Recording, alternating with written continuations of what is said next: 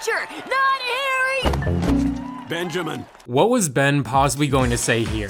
What did Grandpa Max know that we didn't? Anyways, it's the 4th of July here in the US of A, so I wanted to make a video all about baseball, America's pastime. Even though football, or American football, is more popular. Baseball is one of my favorite sports, and I've always loved how it's portrayed in animation.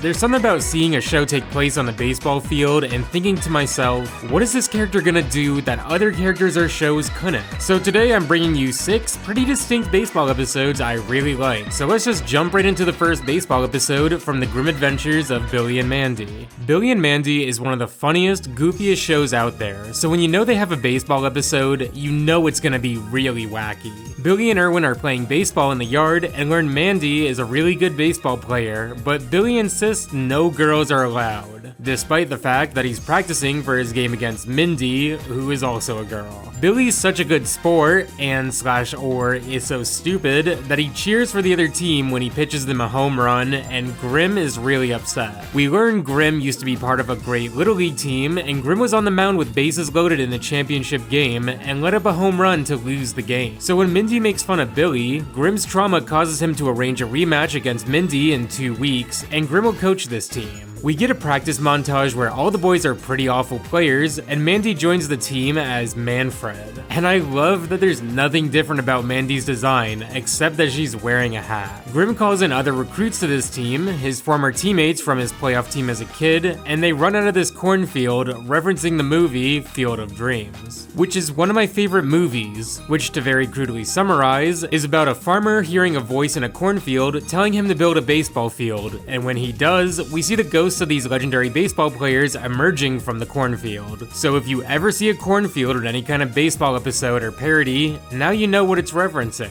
But the Billy and Mandy reference to this is arguably one of the funniest and most fitting I've seen, because Grim gets his old baseball teammate creature things here, kinda like the ghosts in Field of Dreams, but we have a slug, kinda like a slugger, aka someone who hits the ball real hard, or Big Baby Head Bambino, which references Babe Ruth's nickname the Bambino, which was given to him because he was so young when he made his professional debut at 19, going on to become what is considered the most iconic baseball player of all time. The baseball game itself has some funny moments, like with this footless guy who's supposed to be a reference to the famous Shoeless Joe Jackson, and he makes it safely to first by just ripping his leg off and throwing it to the base. When Billy sees Mandy take her hat off on the mound, he kicks her out, reminding her that no girls are allowed. So Billy goes up and pitches, giving Mindy's team the lead that they had worked so hard to get in the first place, and Mandy puts back on her hat, taking the mound once again as Manfred, and getting them out of the inning. But now they're losing and have to win the game in the bottom of the 9th. We see this kid give Sammy the Slug his bat, asking him to hit a home run, and this response is so funny. Will you hit a home run for me, Sammy?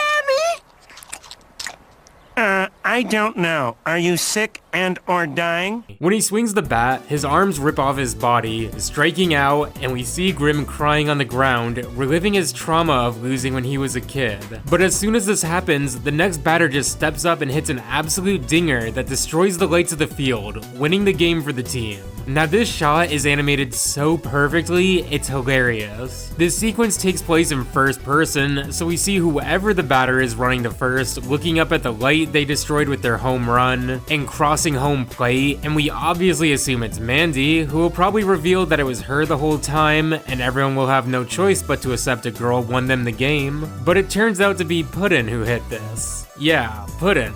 And this is such a hilarious reveal to me, cause it's so out of left field, no pun intended, but it works out so well for Billy and Mandy because the show has so many anti-jokes and will often lead towards a random, funny, wacky conclusion, rather than one with an earnest moral. And something about this combination of this over-exaggeration and randomness of this moment is so perfect for Billy and Mandy. It reminds me of one of my favorite moments of the entire show, when Pud'n tries to escape from this bunny who's trying to kill him. It's a long story, but there's a moment where the bunny drives a truck with a giant pillow on it towards Pud'n, who shoots these 2 chocolate eclairs at the truck, and the custard pierces the truck, causing a massive explosion. So yeah, this is a really great episode of Billy and Mandy with so many hilarious moments and really focuses on the baseball throughout the whole episode, which I really appreciate as well. So let's move on to one of my personal favorites from the Fairly OddParents. This episode starts with Timmy playing baseball and using Cosmo as a bat, which is kind of funny since he doesn't use any magic powers here, he just gets hit. Timmy manages to get on base, but Chester's up to bat next, and this joke has stuck with me my entire life. It's so cruel and unusual, yet hilarious. Chester hits the ball in a way where the baseball spins off of his braces, shredding in the 27 individual pieces of baseball that the other team catches. Not only getting Chester out, but across 9 innings of baseball, you get 3 outs per inning, and if you use a calc, that's 27 outs. Chester ended the game with 1 swing of the bat in the first inning of the game. That is insane. We learn Chester's dad is Bucky McBadbat, known as the worst baseball player of all time, and Chester talks about how he wants to become a famous baseball player someday to redeem his family name. Seeing Chester traumatized by this and learning more about his family dynamic is so interesting to me and makes me appreciate Chester so much more. The next day they play baseball against 3-year-olds and Chester still struggles, so Timmy wishes that his friend Chester was the best baseball player ever. We immediately see Chester just crush a satellite with his home run, and the next game Timmy's up to bat in the bottom of the 9th, but Chester totally steals his thunder, and second base, and third base, and home to single-handedly win the game. So Timmy's sad he doesn't even get to play anymore, realizing he'd rather play than win. But Timmy sees how much joy this has brought Chester and his father, who we see wears a bag on his head out of shame. Timmy reluctantly leaves this wish as is, and Chester as a great baseball player. So Timmy's team, the Dimsdale Losers, takes on their biggest challenge yet, the Major League team, the New York Bankies, which is obviously a parody of the New York Yankees, while also making fun of the fact that the Yankees had so much money, individual players nearly made as much money as entire other rosters combined. Chester even crushes the Bankies, and the rest of the team is pretty upset that they don't even get to play. When Chester and Timmy's argument results in them not being friends anymore, Timmy's wish for his friend Chester to become the best baseball player is nullified. So Chester ends up as an awful player again, the Bankies begin crushing the ball, and we see Chester lying on the mound surrounded by hit baseballs. But Timmy comforts Chester, telling him while his dream of being the best baseball player ever is over, he's still a part of Timmy's baseball team, and they can stink together. The Losers are up by 1 in the bottom of the 9th with 2 outs, and we see a pop fly bounce off Chester's head into Timmy's hat, which is still his pink hat, not the team's proper uniform, and the Losers end up winning. As Chester's back to his clumsy self, he trips over a roll of bats, knocking out the entire Bankies dugout. And despite Chester being a bad player again, his dad is so proud of him, not for playing baseball or beating the Bankies, but for knocking out the entire team. And Timmy learns to never use a wish on others ever again. This has always been a great baseball episode to me. There's so many funny moments like Chester getting the 27 outs in 1 swing, but seeing the more sentimental moments between Chester and his dad is also really sweet. Now to move on to a goofier episode, let's watch Johnny Bravo's baseball episode. This episode starts with Johnny's mama playing baseball with her junior team, and Johnny's embarrassed to be the bat boy here. Johnny ends up meeting the coach to the other team and falling in love with her, and if you don't know anything about Johnny Bravo, it's just about this dude who's pretty obsessed with chicks to the point where he lacks common sense a lot of the time. As a result, some parts of the show might seem like they haven't aged the best, but there's so many aspects to this show which are absolutely great and showcased in this episode, and I think they always do a good job of portraying Johnny as not in the right. One unique thing about Johnny Bravo compared to other cartoons of the late 90s has gotta be just how snappy the animation is and how many smears are used. Even the scene of Johnny trying to give this little girl Susie the right bat is made 10 times funnier when every time she rejects a bat, Johnny flings it away like this. Well, bang the drum slowly. Alright, this line is kinda crazy to say to someone. You could argue saying bang the drum slowly sounds like some kind of innuendo that would show up on one of those clickbait 10 jokes I didn't get as a kid advertisements. But surprisingly, it's a reference to a baseball film from the 70s called Bang the Drum Slowly, about the friendship of these 2 players, and one of them gets a terminal illness and dies. Does that sound like a good pickup line to you? So this coach tells Johnny she'll go on a date with him if if he gives her team the secret list of signs and strategies Mama has. Enemy. She's not the enemy, Mama. She's my black-clad, base-spiking siren of SWAT. That spells hussy in my book, mister. That is a crazy thing to say. I always thought this phrase was just as bad as any other derogatory term towards promiscuous women, but I've been told it's not as bad, or it's not a swear, but I still wanted to include this because, like, when else have you ever heard this on TV? Or in real life, for that matter. Who says that? Johnny begins to feel guilty for throwing this game for the team, and decides to dress up as a gal and step up to the plate where he hits home run after home run with his eyes closed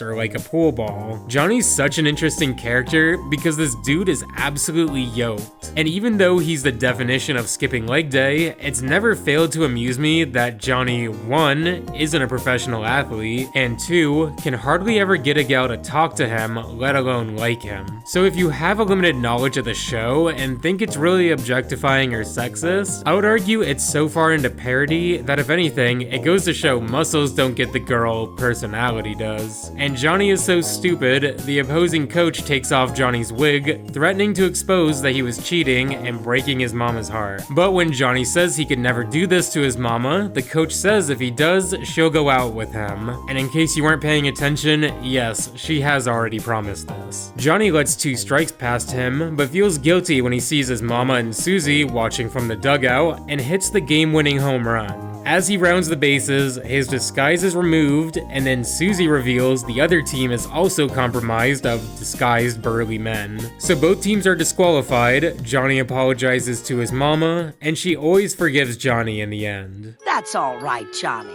What's important is that you love me enough to make a mockery of our national pastime. So yeah, this is a really funny, short but sweet baseball episode that I really wanted to include because you don't see Johnny Bravo talked about a lot nowadays. And it was always one of my favorite shows growing up. We got a lot more baseball to go through, so let's keep this rally going with Jimmy Neutron's baseball episode. This episode starts with Jimmy and his friends getting crushed in a game of baseball as his teammates beg him to have mercy and stop the madness. Jimmy gets upset when his opponents call him a loser, and he decides to do what any kid would do in this situation and download the data and techniques of Babe Ruth, Barry Bonds, and Mark McGwire, which is really funny since we know Jimmy's very clearly cheating here, but the players Jimmy uses is extra funny when you consider that Barry Bonds and Mark McGwire are considered 2 of the biggest abusers of steroids in all of baseball, or at least the 2 whose steroid use impacted their game and the sport the most. So we have a pretty funny coincidence here at least, since this episode came out in 2003, the same year that MLB started first testing for steroids. I think a lot of baseball episodes and cartoons have to do with cheating in some form or another, because without it, a lot of the episodes would just kind of be kids playing baseball without much plot, which might lose a lot of the audience. So Jimmy and his friends rematch Butch with their new bat and ball, unbeknownst to everyone but Jimmy, and Butch says he'll eat his hat if Jimmy gets a hit here. I always think of this clip because Jimmy hits a home run,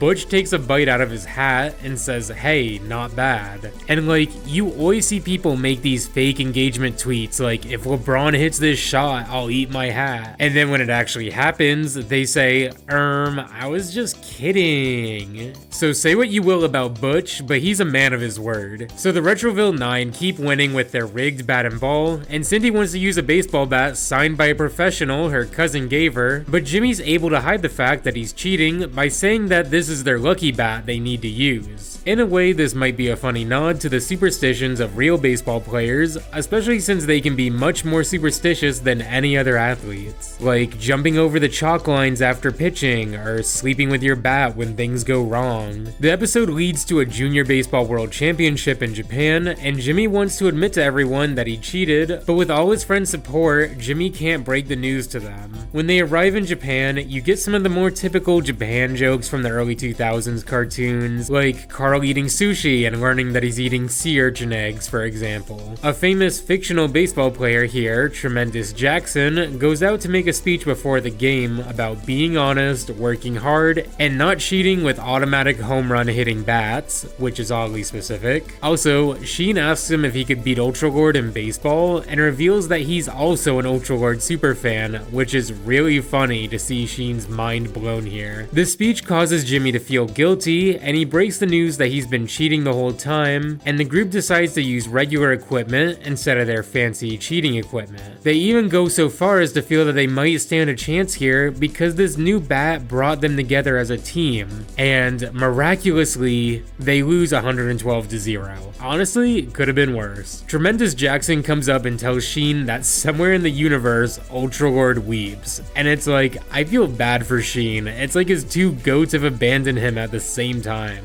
But they all say, despite what happened, there's one more thing they can do, which is going to see Bonzilla. And even this is pretty disappointing because he's only 10 inches tall, but he still breathes fire and burns Sheen to a crisp. And like, what is my takeaway supposed to be here? That Godzilla exists in this universe and that he's really tiny? Was he still in the movies in this universe? Did they just cleverly hold the camera to make him look big? Anyways, this is a pretty fun episode of Jimmy Neutron. I think of the episodes I talk about today, this one focused more earnestly on the morals behind the game and the cheating more than the others, and definitely takes its moral the most seriously out of all of these. So let's move on to Ben 10, which will acknowledge a lot of baseball cheating while fighting fire with fire. This episode of Ben 10 starts with Ben losing at carnival games and wishing he could just use his powers to transform into aliens with superpowers and win the game.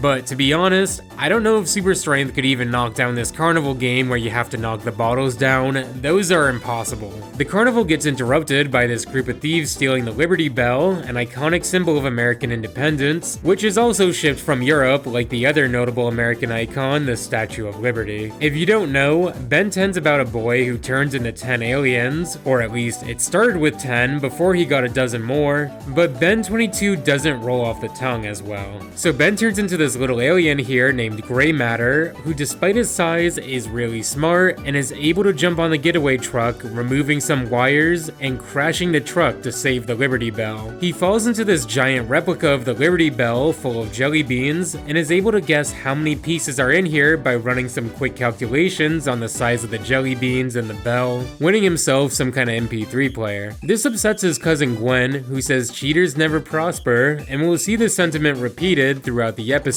as Ben sees that his old Little League team has made it to the World Series. They go to watch the baseball game and we see his former team playing against these robots disguised as humans as we see them jump above the fence to rob home runs and even shatter their aluminum bats as if they were wood. So Ben decides to step in as a speedy alien, Accelerate XLR8, and rig the game by running in and changing the course of the ball. Sometimes he moves the ball just over a fielder's glove, or when his old teammates that were bullies step up to the plate, Ben just slightly moves the pitch so it hits them in the ribs. When the game's over, these robotic opponents take the two bullies back to their hideout and scan clones of them, but before they can be eliminated for messing with their plan, which has something to do with kidnapping the president and making a clone of him, Ben's able to save them by turning into this giant crystal alien named Diamond Head. Their job isn't done yet though, because there's still one more game to be played, and with the president in attendance, Ben will need to step in and get rid of these robots. But before Ben gets to work, he steps up to the plate for an at-bat where he actually gets a hit, and when he slides into second, he transforms into Forearms, this alien with 4 arms, and just starts attacking all these kids who are actually all robots. You know, I really respect that Ben said, "Don't worry, I'm gonna save the day, just let me get my at-bat in first." And that's definitely one of the more appealing yet divisive aspects to Ben 10, is that he's so brash. You're either gonna think he's really cool or really obnoxious. So Ben's able to save the president from these robots, and the two bullies on the baseball team get the credit for saving the president and the day for some reason. This teaches Ben once and for all that cheaters never prosper, whether this be in carnival games or baseball.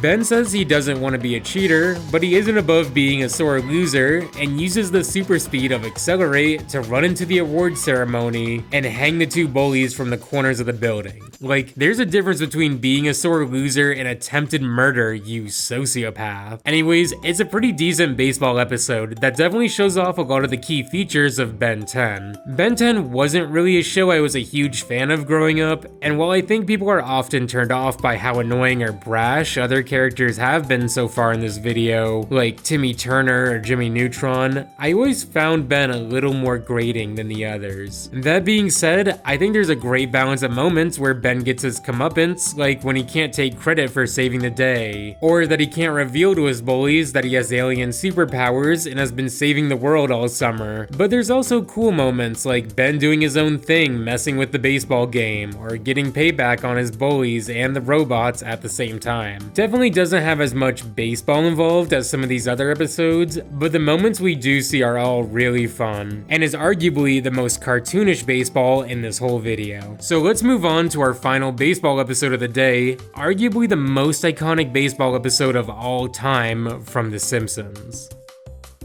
The Simpsons episode Homer at Bat is one of the most iconic Simpsons episodes, often considered a fan favorite. This episode's all about the power plant's company softball team that Homer dominates with his own custom bat that he carved out of a tree trunk that fell in front of him during a lightning storm. We've had episodes so far with possessed bats or magic powers, but it's kind of funny they never question Homer's bat once. He just hits swamp donkeys with it and no one even questions it. Homer leads the team to the championship game against Shelbyville, and the two owners, including Mr. Burns, make $1 million bet on the game. Now, Mr. Burns hires some new employees to the company just so they can play on the softball team, and they just so happen to be 9 prolific Major League Baseball players, like Ken Griffey Jr., Darryl Strawberry, and Roger Clemens. There's even Don Mattingly, who is a part of one of The Simpsons' countless times they predicted the future. In the episode, Mr. Burns benches Don for not shaving his sideburns. Now, Mattingly doesn't have sideburns here, which kind of shows Mr. Burns just doesn't know what he's doing as a manager. But in a way, this is actually a reference to the Yankees' controversial owner at the time, George Steinbrenner, who had a strict dress code of no facial hair, except mustaches, and no long hair. In August of 1991, Mattingly was benched and fined until he decided to get a shave and a haircut. Now, this Simpsons episode came out in February of 1992, 7 months later. But as you may know, animation takes a long time to write and produce, so while many people watch this episode after the haircut controversy, assuming it was just a topical joke, the Simpsons staff was actually like, no, we made this joke before anything actually happened between them. Still like him better than Steinbrenner. That part also aged well. So Homer's really bummed out that all these professionals took his spot on the team, saying to his family that there's no point in trying and there'll always be someone better. But in addition to the Mattingly benching, a bunch of the other professionals aren't able to make the game, like Steve Sachs getting pulled over by the cops. And when they see he's from New York, they take him into custody because there's unsolved murder cases there. Steve Sachs has gone on to say people care much more about his Simpsons appearance than his Major League appearance, which is kinda crazy. But the funniest part is that people ask him if he was actually involved with a murder, which he's not. If that isn't obvious, it's just a random joke. Hall of Famer Wade Boggs gets into a bar fight with Barney over the best British Prime Minister, and when interviewed by the New York Times about this episode, he's gone on to say, "People stop me and say, hey, I saw you on The Simpsons." The 5-time batting champion said, "It's not, hey, you had 3,000 hits." So every player, except the 1986 World Series champion, Darryl Strawberry, are out of the lineup, and unfortunately for Homer, Darryl also plays right field, so Homer has to ride the bench. Despite Darryl hitting 9 nukes for the power plant today, Mr. Burns takes Darryl out of the game in the bottom of the 9th for Homer, stating his logic that Homer is a right-handed batter, it would match up better with a lefty pitcher. This is a widely accepted truth in baseball, that a right-handed batter will have an advantage against a left-handed pitcher over a left-handed batter, because the ball may break more towards the batter, as opposed to curving away from them, and some other reasons relating to vision and trajectory that are a little more complicated. But the big takeaway you should know is that it's kind of a parody of managers that play the statistics a little too much, going so far as to remove the batter who has hit 9 home runs today, versus a guy who stands in the other side of the box. Homer, unfortunately, doesn't hit a homer here, but he still wins the game just by walking in the winning run by getting beamed in the head with a pitch and blacking out, teaching us once and for all you can do anything you put your mind to. This episode is so special. It's such a love letter to the game of baseball with an amazing production actually involving all these real baseball players. Some with subtle nods to aspects of their careers, like the catcher Mike Scioscia, known as a very by-the-book working man who just wanted a simple career in the factory here. And the legacy of this episode can truly be felt from the stories these players tell of being asked as much about the Simpsons as they have about their careers. To top it off, in 2017, Homer Simpson was inducted into the Baseball Hall of Fame in honor of the 25th anniversary of this episode, along with a signed script from this episode. So these have been some of my favorite baseball episodes of all time. There's so many more hidden gems out there, like South Park's episode where both teams intentionally try to lose, which I can make a full video on that alone, but I think the big takeaway from these baseball episodes is that baseball is cool, and cartoons are cool, and when you combine them, that's cool. And before I go, I just wanted to give a quick thanks to Buggy, Richard M, Jack C, Page 67, Paul H, PK Kirby, and Lucas17. Thanks so much for your support, it really means a lot to me. Thanks for watching, and I'll talk to you next week. Alright, bye.